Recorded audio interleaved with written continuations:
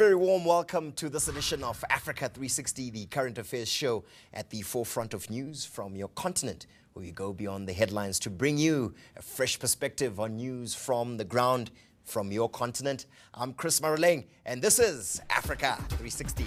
In this edition, the Lord's Resistance Army has been described as one of Africa's most notorious rebel groups. This group, with its strange mix of spiritual mysticism, has terrorized hundreds of thousands in northern Uganda and the Great Lakes for more than 2 decades, leading to a manhunt for its elusive leader, Joseph Kony. Now, one of his top commanders has been captured. This week on Africa 360, Uganda's Lord's Resistance Army comes under our spotlight. It's been just over 25 years since Uganda's Lord's Resistance Army came into existence.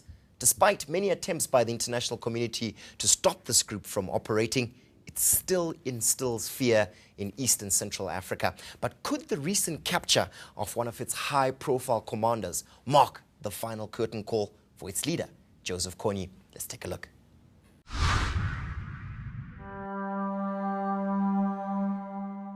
The Lord's Resistance Army was established in northern Uganda nearly 3 decades ago as a movement fighting for the interests of the Akoli people.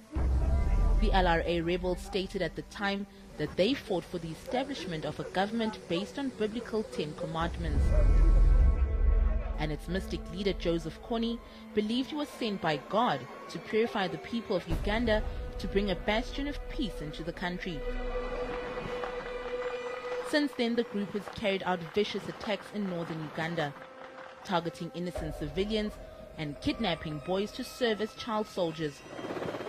After being driven out of Uganda by Ugandan forces in 2005, the group spread across the Democratic Republic of Congo, Central African Republic, and South Sudan, where brutal attacks reportedly continue on remote villages.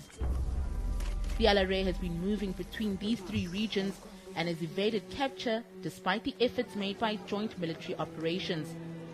Some believe Ugandan President Yoweri Museveni has benefited from this war, and also believe it's the reason he hasn't made progress in containing the group. Now, with one of Kony's top aides having been arrested, it seems the end game is nearing for the group. People remaining there in the bush, because my coming out would give a big a big impact. For the people still remaining in the bush to be encouraged to come out, so that sooner maybe the war will come to an end. The African Union is preparing to take control of the international military campaign and hopes to double the number of troops on the ground. Whether these efforts will bear fruit in the hunt for Joseph Kony remains a guessing game. Well, to give us a sense of some of the latest developments closer to where all the action is going on and the possible implications of the capture of the LRA Field Commander Caesar Ajulu, I'm now joined by our East Africa Bureau Chief, Robin Creel. Hey, Robin, can you give us a sense of what the capture of Major General Caesar Ajulu means, especially to the LRA and more in particular to the Great Lakes region as a whole? The capture of this LRA Major General has buoyed hopes that the international manhunt for Joseph Kony and his child army is nearing its final days. Caesar Ajulu is listed as one of the LRA's top 5 commanders. He was captured alongside his wife and child in the Central African Republic. Since his capture, the United Nations has expressed an eagerness to see him prosecuted and brought to justice. But a group in Uganda claims that he's also eligible to apply for amnesty under an act specifically designed to pardon many of these child soldiers. But currently Ajulu is not facing war crimes charges. Meanwhile, the hunt for Kony and his child soldiers continues, estimated to be about 300 to 400 in total. It's an incredibly difficult hunt in a massive area of thick equatorial jungle spanning across the DRC, northern Uganda, South Sudan and the Central African Republic. In the last year, much international focus has been brought onto Kony and his rebel army. through the fact that the United States, in an unprecedented move, sent 100 of its Special Forces members to help track him down. And after the Stop Coney internet campaign launched by the Invisible Children non-profit organization went viral. If Joseph Kony is captured, it will be a relief to East Africa because he and his rebel soldiers have terrorized and divided this region for decades. Most recently, Uganda said that it would support South Sudan if it went to war with its neighbor Sudan, because President Omar al-Bashir has been in contact with Joseph Kony. I'm Robin Creel in Nairobi, Kenya. Chris, back to you in studio.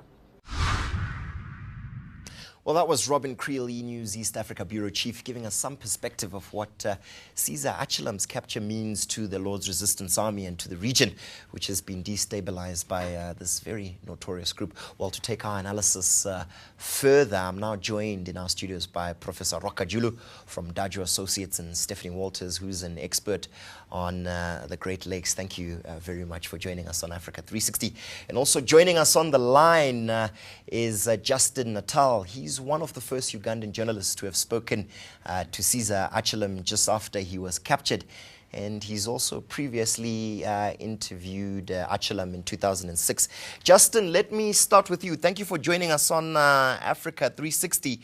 As we indicated earlier on, you are one of the first people to have spoken to Achalam after his capture or seizure. Can you give us a sense about that? Was he captured or did he surrender?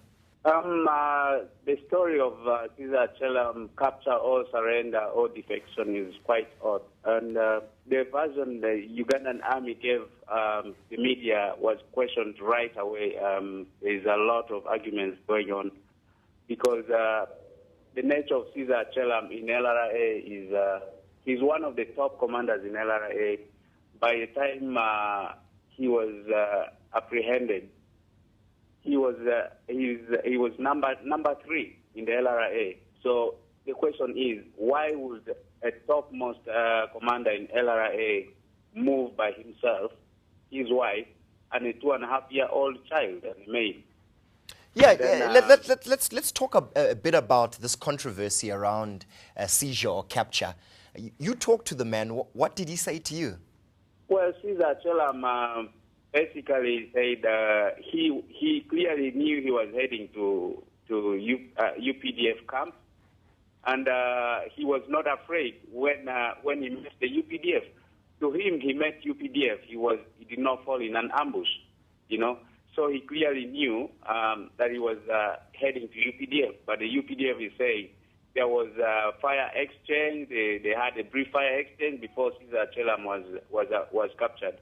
But Caesar will tell you that there was not a single bullet fired. So there's still a lot of unrefined information coming out of CAR. Well, certainly when we look at some of the footage coming from his capture and indeed this press conference that you refer to, he seemed very relaxed, composed. In fact, he appeared to be smiling with the UPDF colonel who was the media spokesperson for the Ugandan army and indeed the government, talking to us about that seizure. Would you agree with that assessment? Yeah, I mean, for someone who has seen Caesar Achalam for the first time, they would say he appeared relaxed and smiling with UPDF. But Caesar Achalam, from the time I knew him, to me, he appeared quite reserved and he was holding back a lot. He was not talking freely because when I spoke to him in 2006, Caesar Achalam would speak his mind and he would talk freely. This time he was quite censored when he was talking to the media, you know. So, yeah, for someone who's seeing Caesar for the first time, he looked very relaxed, but he was actually restless when you know him personally. Well, Justin, just stay on the line with us. I just want to bring into our conversation Professor Ajulu. Prof, some people say there are no major shakes here, that this doesn't really mark a major turning point in the attempt to capture Kony. Would you agree with that assessment? Not in the attempt to capture Kony. I think it doesn't make, I don't think it makes any significant advances in terms of actually destroying Lord's LRA. Because it's not the first one, you know. If you look at the period from 2003, when the peace talks started between Uganda and things, quite a number of top commanders have been either killed or captured, or alternatively killed by LRA themselves. And that has not significantly changed the banditry nature of LRA. Stephanie, you're a specialist in the Great Lakes and you've spent a lot of time in the Democratic Republic of Congo. What can you tell us about the modus operandi and indeed the operations of the LRA? Are they as strong as the force that they were in the 80s and in the 1990s currently?